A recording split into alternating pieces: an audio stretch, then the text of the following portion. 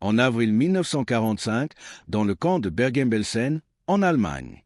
Les chars britanniques franchirent les portes et découvrirent des milliers de juifs et de prisonniers ayant survécu aux camps d'extermination et de concentration nazis à travers l'Europe. Mais au lieu d'une libération, ils trouvèrent l'enfer sur terre. L'odeur frappa les soldats en premier, un mur épais de morts et de maladies qui fit tomber des hommes adultes à genoux, les poussant à vomir. Des corps étaient empilés comme du bois entre les baraquements. 60 000 personnes, plus que l'être humain, titubaient dans la boue mélangée aux déchets humains. C'était Bergen-Belsen, et c'était cela, la libération. Les chiffres racontaient une histoire que les mots ne pouvaient pas. Durant la première semaine suivant l'arrivée des forces britanniques et canadiennes, 400 personnes mouraient chaque jour. Non pas à cause des balles nazies, non pas dans les chambres à gaz. Elles mouraient après avoir été sauvées. Elles mouraient dans les bras même de leurs libérateurs. Les équipes médicales travaillaient jour et nuit, suivant chaque protocole, appliquant parfaitement leur formation. Pourtant, chaque matin apportait des charrettes pleines de nouveaux cadavres.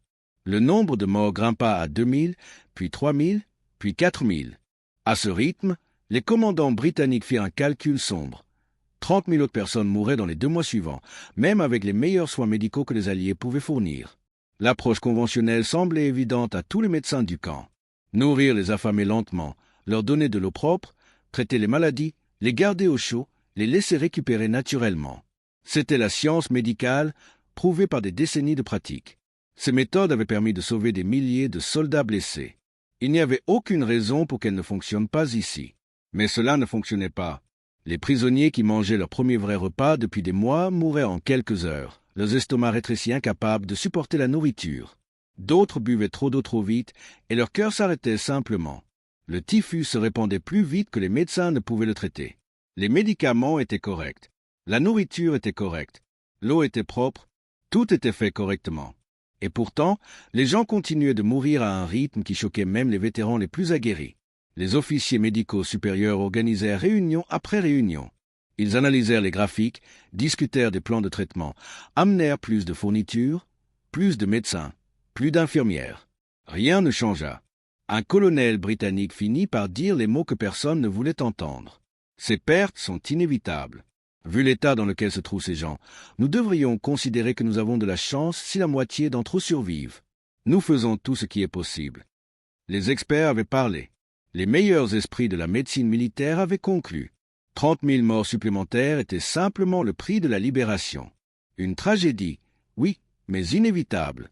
Les médecins continueraient leur travail, suivraient leur formation et accepteraient ce qui ne pouvait pas changer. Le lieutenant-colonel Ben Dinkelman se tenait dans la boue de Bergen-Belsen et refusa d'accepter cela. Il avait 28 ans, officier canadien qui avait combattu depuis le jour J jusqu'à cet endroit misérable. Il n'était pas médecin. Il n'avait aucune formation médicale.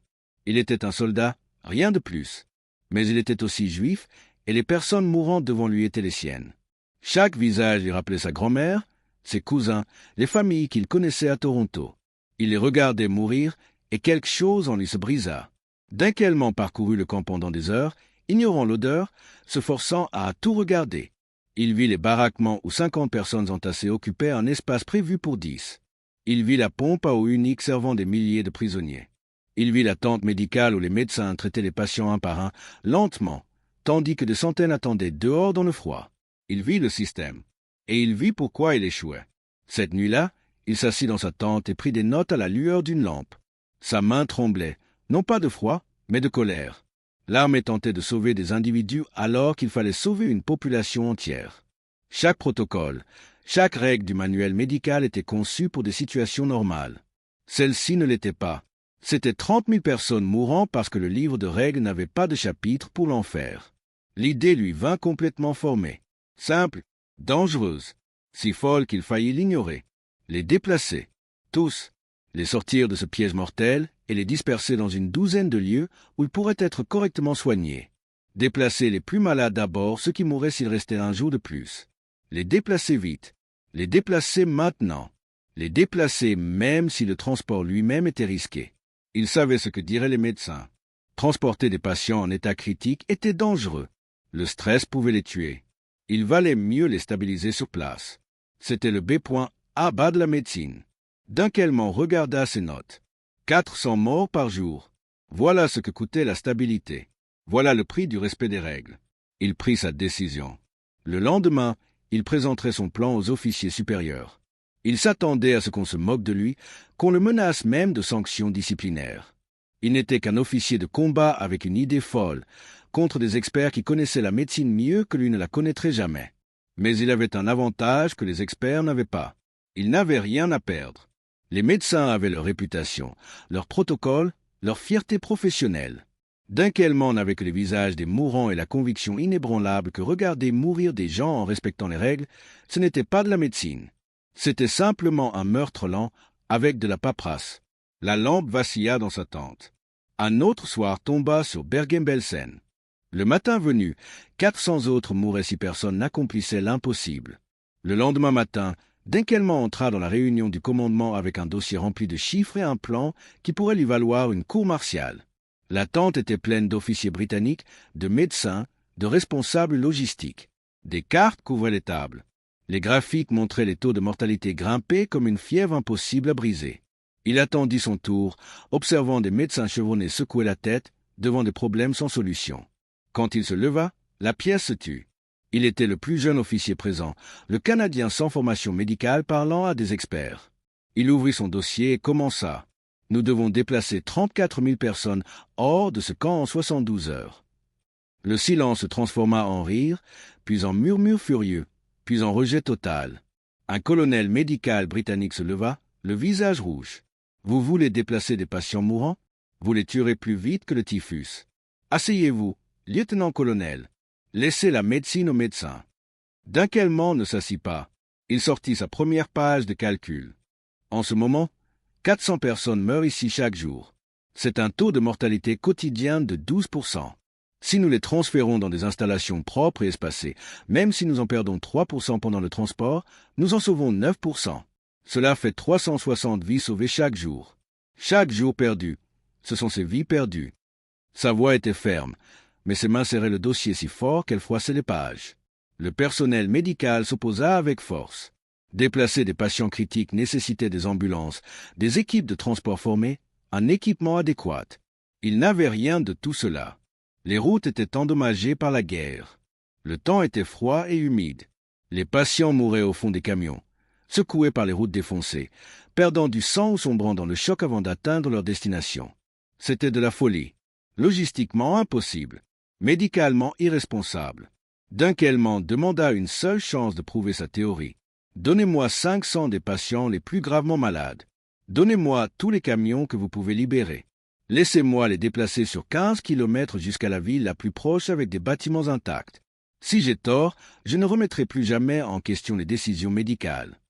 La salle éclata en discussions animées. Finalement, une seule voix se fit entendre. Le brigadier Glenhuck, directeur adjoint des services médicaux, s'avança. C'était un médecin militaire de carrière qui avait vu toutes sortes d'horreurs sur le champ de bataille. Il regarda Dunkelman, puis les graphiques des taux de mortalité, puis à nouveau Dunkelman. Vous obtenez votre test, 500 patients, 24 heures pour montrer les résultats. Si votre taux de mortalité est supérieur au nôtre, cette conversation s'arrête pour toujours. Le lendemain matin, Dunkelman réquisitionna tous les véhicules qu'il put trouver, camions de l'armée allemande, ambulances abandonnées, même quelques bus civils laissés dans le chaos. Il rassembla des aides médicaux, des infirmières et des volontaires prêts à tenter quelque chose de fou. Le plan était précis. Chaque patient recevrait exactement 1200 calories de nourriture avant le transport, réparties sur 6 petits repas. L'eau serait rationnée à un demi-litre toutes les 2 heures, sans exception. Le corps devait être alimenté avant de supporter le stress du déplacement. Le premier camion fut chargé à l'aube. Les patients étaient si maigres que leurs os se dessinaient sous la peau comme des ombres. Beaucoup ne pouvaient pas marcher. Les volontaires les portaient sur des civières, les déplaçant aussi doucement que possible sur un sol sans aucune douceur. Chaque camion transportait 20 personnes, entassées avec des couvertures et des bouillottes. Le personnel médical montait à bord pour surveiller les signes vitaux, prêts à intervenir en cas de problème. Le trajet de 15 kilomètres prit 3 heures. Les camions roulaient au pas sur des routes criblées de bombes et de traces de chars. Chaque bosse provoquait des cris de douleur dans les compartiments. 2 fois, il dut s'arrêter pour des soins d'urgence. Dunkelman conduisait le véhicule de tête, regardant sa montre toutes les quelques minutes, calculant mentalement les taux de mortalité comme un homme comptant les secondes avant sa propre exécution. Ils atteignirent la ville à midi. Les baraquements allemands vides devinrent des hôpitaux instantanés. Les bâtiments étaient froids mais secs, avec de vrais planchers et de vrais toits. L'espace, c'était le miracle sur lequel Deckelman pariait tout. À Bergen-Belsen, 50 personnes partageaient des chambres prévues pour 10. Ici, chaque patient avait son propre lit avec un espace de 1 mètre autour de chaque côté, de l'air pour circuler et la possibilité pour les maladies de ne pas se propager comme un feu de forêt. Les résultats du test arrivèrent au bout de 24 heures. Sur les 500 patients déplacés, 15 étaient morts pendant ou juste après le transport. Taux de mortalité, 3%.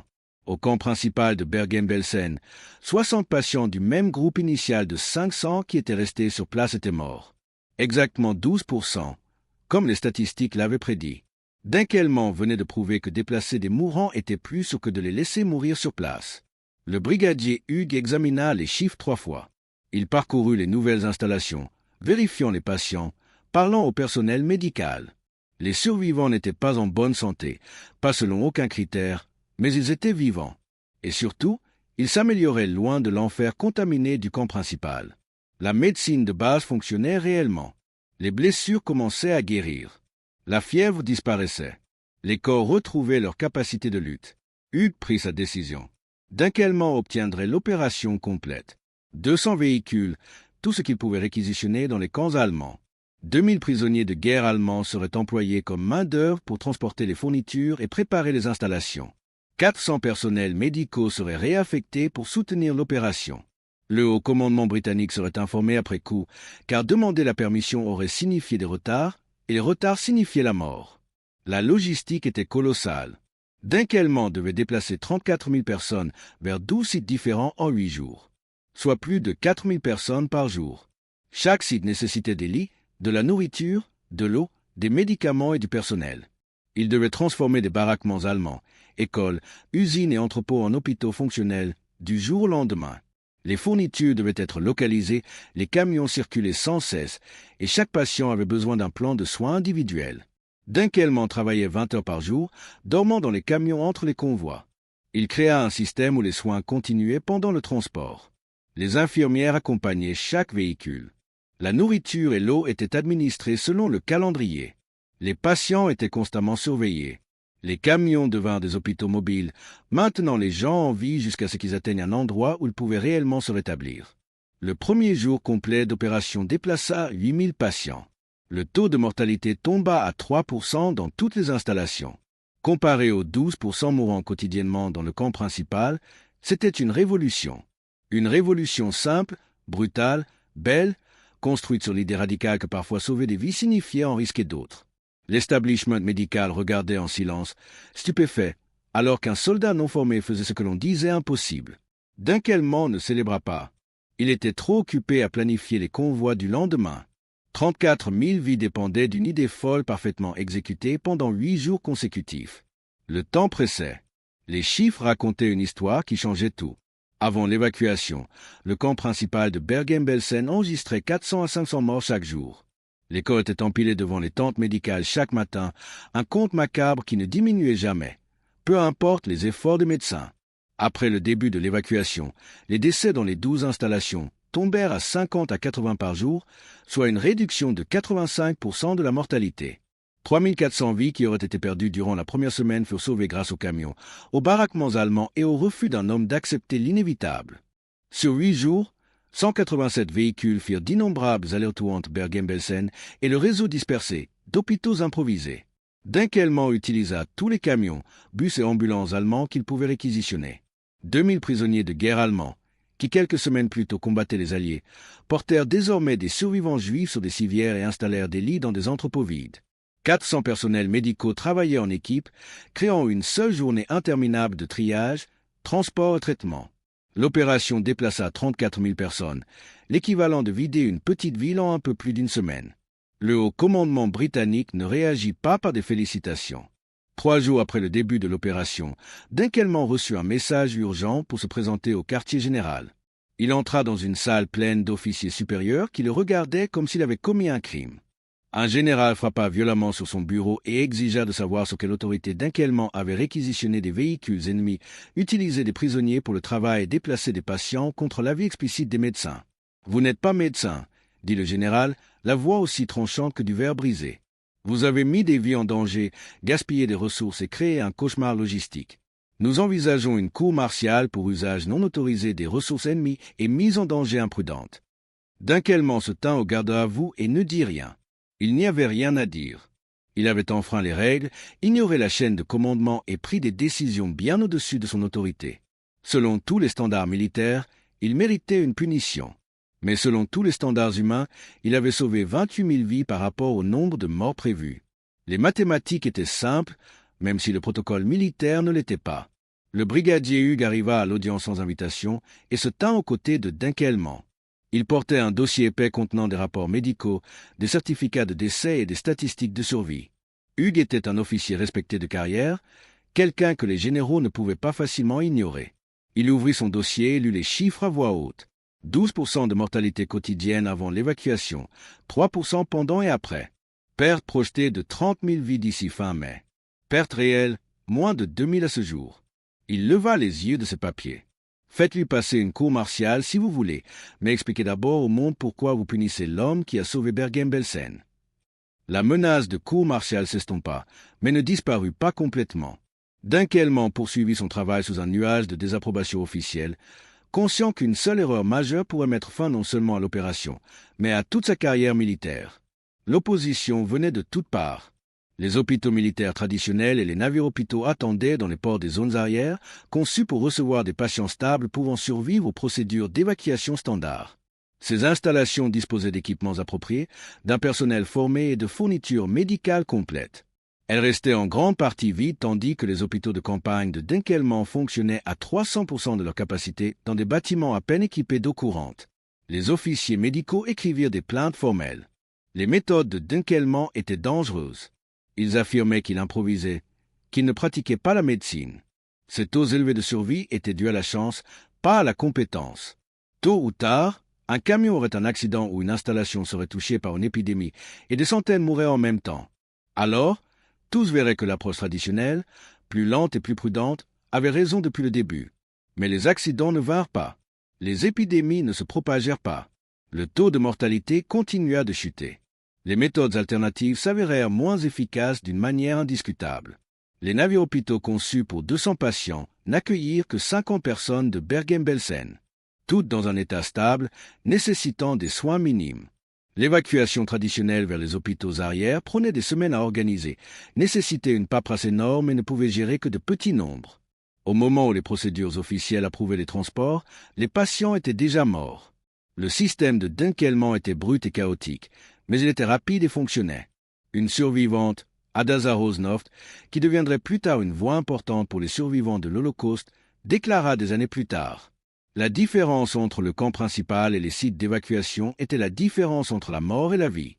À Bergen-Belsen, nous mourions avec l'estomac plein parce que la maladie était partout. Dans les camps satellites, nous étions malades mais guérissions, car nous pouvions respirer de l'air pur. Le jeune officier canadien comprenait ce que les médecins ne voyaient pas. Nous avions besoin d'espace plus que de médicaments. L'ampleur de l'opération ne devint claire que lorsque quelqu'un tenta de cartographier les 12 sites et de suivre les lignes d'approvisionnement. Dunkelman avait créé un réseau médical s'étendant sur 50 km, relié par des routes de terre et peuplé de qui étaient disponibles. Certaines installations étaient dans des baraquements allemands abandonnés avec cuisine et douches intactes. D'autres étaient dans des écoles où les bureaux d'enfants avaient été déplacés pour faire place aux lits d'hôpital. Un site était une ancienne usine où les machines avaient été retirées et les équipements hospitaliers installés. Chaque site recevait quotidiennement de la nourriture, de l'eau, des médicaments et du linge propre, coordonnés depuis un poste de commandement que Dunkelman dirigeait depuis l'arrière d'un camion.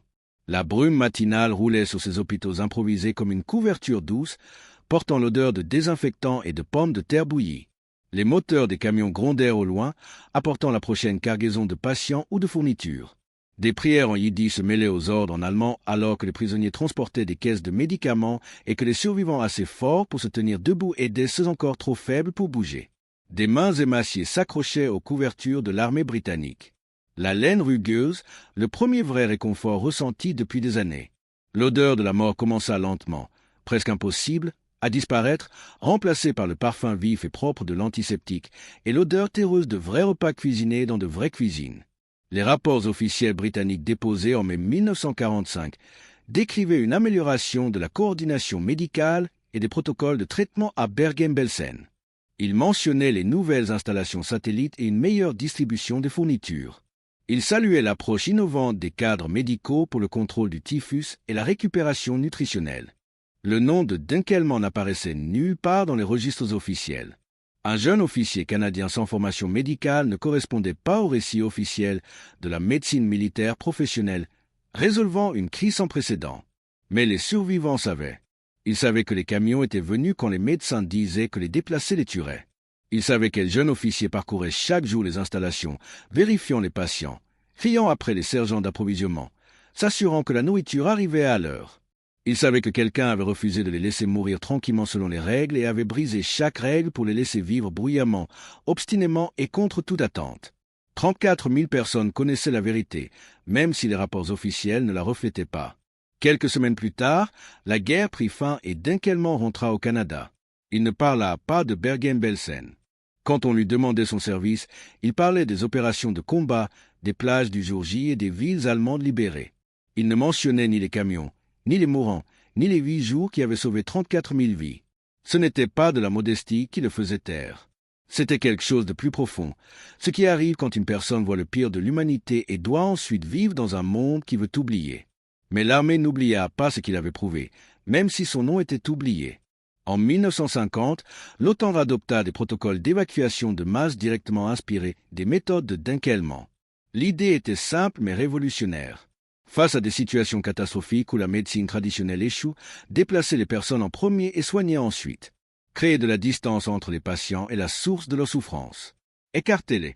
Donnez-leur de l'espace pour guérir. Les protocoles comprenaient des directives précises. Déplacer les plus malades en premier, maintenir les soins médicaux pendant le transport, établir plusieurs petites installations plutôt qu'un grand hôpital. Ce furent les innovations de Dunkelman, désormais intégrées à la doctrine militaire officielle. La guerre de Corée testa ces nouveaux protocoles quelques mois seulement après leur adoption. Lorsque les forces de l'ONU se replièrent vers le sud en hiver 1950, elles furent confrontées à des milliers de soldats blessés et de réfugiés dans des conditions désespérées. Les officiers médicaux se souvenaient de Bergen-Belsen, même s'ils avaient oublié qu'il avait résolu. Ils évacuèrent en masse, déplaçant des hôpitaux de campagne entiers pendant la nuit, traitant les patients dans des véhicules, des trains et des navires. Les taux de survie choquèrent les médecins militaires traditionnels qui croyaient encore que déplacer des patients gravement malades était une sentence de mort. L'approche de Dunkelman était devenue la pratique standard. La nouvelle orthodoxie remplaçait l'ancienne. Au Vietnam, les mêmes méthodes furent appliquées avec des hélicoptères au lieu des camions. Les soldats blessés furent extraits de la jungle et évacués en quelques minutes vers des installations éloignées des zones de combat. Les unités MAJ devinrent mobiles par conception, prêtes à se déployer et à se relocaliser chaque fois que la situation tactique l'exigeait. L'approche de santé publique, traitant des groupes plutôt que des individus, sauvant des vies grâce à la logistique plutôt qu'à la médecine seule, devint le fondement de la médecine de combat moderne. Chaque hélicoptère médical, chaque unité chirurgicale mobile, chaque protocole d'évacuation rapide portait l'écho des 8 jours d'avril 1945 où un officier canadien prouva que parfois le meilleur remède était un camion rapide et un bâtiment vide. Les crises modernes de réfugiés adoptèrent le même cadre. Lorsque les camps devinrent surpeuplés et que les maladies se propageaient plus vite que le traitement, les organisations humanitaires apprirent à créer des installations satellites et à disperser les populations sur des zones plus larges. L'Organisation mondiale de la santé publia des directives pour la gestion des épidémies, mettant l'accent sur le déplacement rapide des patients loin des sources de contamination. Les empreintes de Dunkelman étaient sur chaque page, même si son nom n'apparaissait nulle part dans les citations. De retour à Toronto, Dunkelman construisit une carrière commerciale réussie et éleva une famille. Il participa activement à la communauté juive, soutint Israël et mena une vie tranquille et prospère. Pendant près de 40 ans, il mentionna à peine Bergen-Belsen. Quand il en parlait, sa voix était neutre et factuelle, décrivant la logistique et les taux de mortalité comme s'il lisait un rapport lointain sur la vie de quelqu'un d'autre. Le poids émotionnel de ces 8 jours resta enfermé en lui, trop lourd pour être partagé avec ceux qui n'y avaient pas été. Dans les années 1980, les survivants de l'Holocauste commencèrent à organiser des réunions et des commémorations. Certains qui avaient été à Bergen-Belsen commencèrent à poser des questions. Qui était le jeune officier canadien qui avait organisé l'évacuation? Qui avait réquisitionné les camions et mis en place les camps satellites? qui avait lutté avec le commandement britannique pour les sauver alors que les médecins affirmaient que c'était impossible. La recherche les conduisit à Dunkelman, maintenant âgé, semblant surpris que quelqu'un se souvienne ou s'en soucie. Les survivants se souvenaient de tout. Ils se souvenaient avoir été transportés vers les camions quand ils ne pouvaient pas marcher. Ils se souvenaient des couvertures, de la nourriture chaude et du miracle de l'air pur dans des bâtiments qui ne sentaient pas la mort. Ils se souvenaient d'un jeune officier au cerne prononcé qui les visitait personnellement, qui criait après les sergents d'approvisionnement dans plusieurs langues, qui les traitait comme des êtres humains dignes d'être sauvés plutôt que comme des problèmes trop difficiles à résoudre. Ils voulaient le remercier. Ils voulaient que le monde connaisse son nom. Dunkelman accepta de parler lors des événements de commémoration de l'Holocauste. Ses interventions étaient brèves et inconfortables, un rapport de soldat plutôt qu'une performance d'orateur. Il parlait de chiffres et de logistique, de camions et de baraquements et des rations alimentaires. Il évitait le drame, refusait de se faire passer pour un héros et renvoyait les éloges vers le personnel médical et les volontaires qui avaient réellement pris soin des patients. Mais les survivants savaient mieux. Le personnel médical était là avant l'arrivée de Dunkelman, suivant les protocoles tandis que 400 personnes mouraient chaque jour. Le changement, la révolution, le salut était venu du refus d'un homme d'accepter l'opinion des experts. Lorsque l'opinion des experts signifiait la mort, Israël le honora en 1997, longtemps après que le reste du monde ait tourné la page. La reconnaissance fut discrète, sans fanfare, contrairement aux héros militaires ou aux sauveteurs célèbres. Le Canada mit encore plus de temps à reconnaître ce qu'un de ses soldats avait accompli. L'histoire militaire officielle mentionnait la libération de Bergen-Belsen, mais accordait à Dunkelman une seule phrase, une note de bas de page dans l'histoire de quelqu'un d'autre. La leçon de Bergen-Belsen ne portait pas sur le héroïsme d'un homme. Elle concernait le confort mortel de l'orthodoxie. Les médecins britanniques qui disaient que déplacer les patients les tuerait n'avaient pas tort parce qu'ils étaient de mauvais médecins.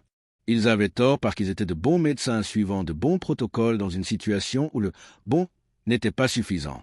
Ils avaient des manuels, une formation et des décennies de sciences médicales pour soutenir leur position. Dunkelman n'avait que la preuve de ses propres yeux et la volonté de se tromper spectaculairement, si cela signifiait avoir une chance de réussir miraculeusement. Parfois, les règles destinées à sauver des vies deviennent des barrières qui empêchent de sauver des vies. Parfois, l'expertise devient une prison où les nouvelles idées ne peuvent respirer.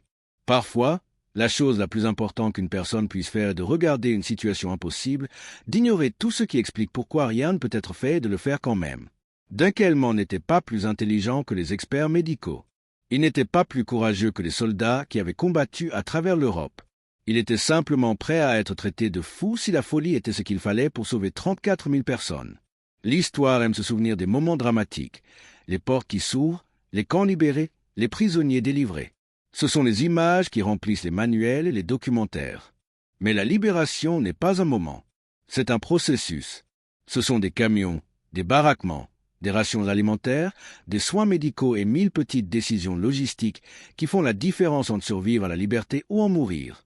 Dunkelman comprenait que l'ouverture des portes ne suffisait pas. Quelqu'un devait s'assurer que les personnes traversant ces portes vivent assez longtemps pour avoir un avenir. 34 000 futurs furent construits sur la base de 8 jours d'avril où la sagesse conventionnelle rencontra l'action non conventionnelle et perdit. C'est l'histoire que Bergen-Belsen enseigne. C'est l'héritage qu'un soldat canadien laissa derrière lui. Pas que les héros sauvent des gens, mais que parfois sauver des vies exige le courage d'être faussement jugé selon toutes les normes, sauf celles qui comptent le plus. Celles des vies qui continuent au lieu de s'éteindre, des cœurs qui battent au lieu de s'arrêter, des corps qui guérissent dans des espaces propres au lieu de mourir dans des lieux contaminés. Selon cette mesure, Dunkelman n'était pas fou du tout. Il était le seul homme sain dans un monde ayant oublié ce qu'était la raison.